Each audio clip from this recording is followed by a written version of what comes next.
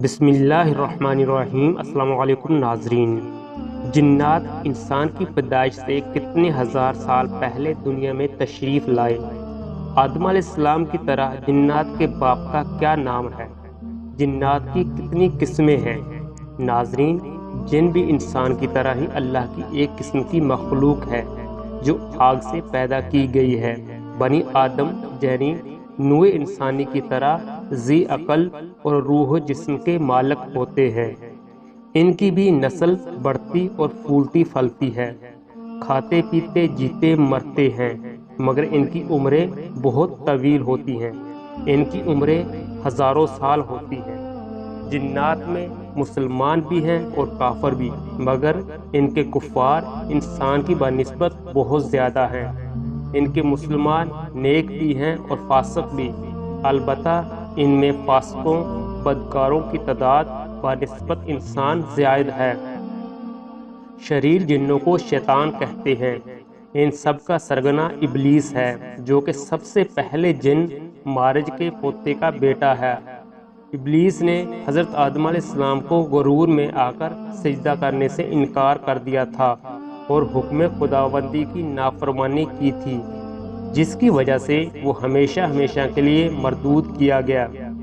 قیامت تک کے لیے اسے مہلت دی گئی، اور اس سے اس قدر مہلت دینا اس کے اکرام کے لیے نہیں بلکہ اس عذاب کی زیادتی کے لیے ہے۔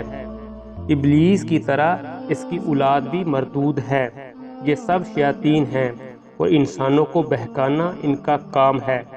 طرح طرح کی ترکیبوں کے ذریعے نیک کام سے روکتے اور برے کاموں کی طرف ترغیب دلاتے ہیں۔ خدا کے نیک بندے ان کے مکر و اغوا میں نہیں آتے، بلکہ لاحول بھیج کر نیک کاموں میں مصروف رہتے ہیں۔ لیکن جو ان کے بہکائے میں آ جاتے ہیں وہ آخرکار گمراہ ہو جاتے ہیں۔ اللہ تعالیٰ اپنی پناہ میں رکھے اور ان کے مکر و اغوا سے بچائے۔ فرشتوں کی طرح جنوں میں بھی بعض کو یہ طاقت دی گئی ہے کہ جو شکل چاہیں بن جائیں۔ حدیثوں سے ثابت ہے کہ ان میں کسی کسی کے پر بھی ہوتے ہیں اور وہ ہوا میں اڑتے پھرتے ہیں، اور بعض سانپوں اور کتوں کی شکل میں گشت لگاتے پھرتے ہیں، اور بعض انسانوں کی طرح رہتے سہتے ہیں، لیکن اکثر ان کی رہائش گاہ بیابان یا ویران مکان اور جنگل پہاڑ ہیں۔ اسلام سے پہلے بھی عربوں میں جنوں کے تذکرے موجود تھے۔ اس زمانے میں سفر کرتے وقت جب رات آ جاتی تھی تو مسافر اپنے علاقے کے جنوں کے سردار کے سپرد کر کے سو جاتے تھے۔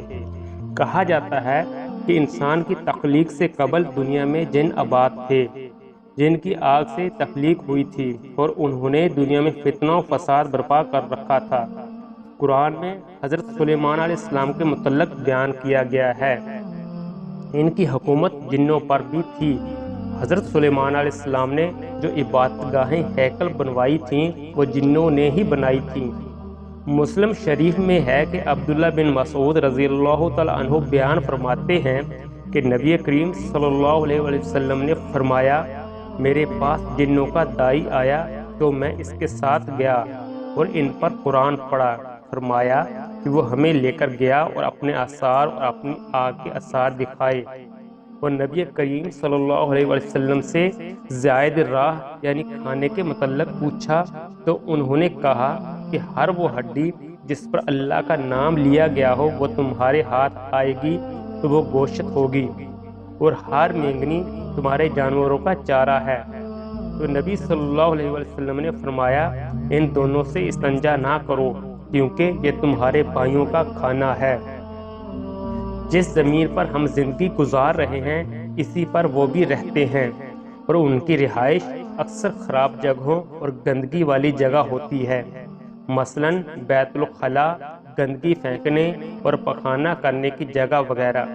تو اس لیے نبی صلی اللہ علیہ وسلم نے ان جگہوں میں داخل ہوتے وقت اسباب اپنانے کا کہا ہے، یعنی دعائیں اور اذکار۔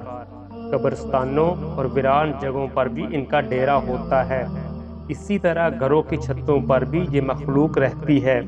اسی لیے شام کے وقت سورج غروب ہوتے وقت نبی اکرم صلی اللہ علیہ وسلم نے چھوٹے بچوں کو چھتوں پر چھوڑنے سے منع فرمایا ہے۔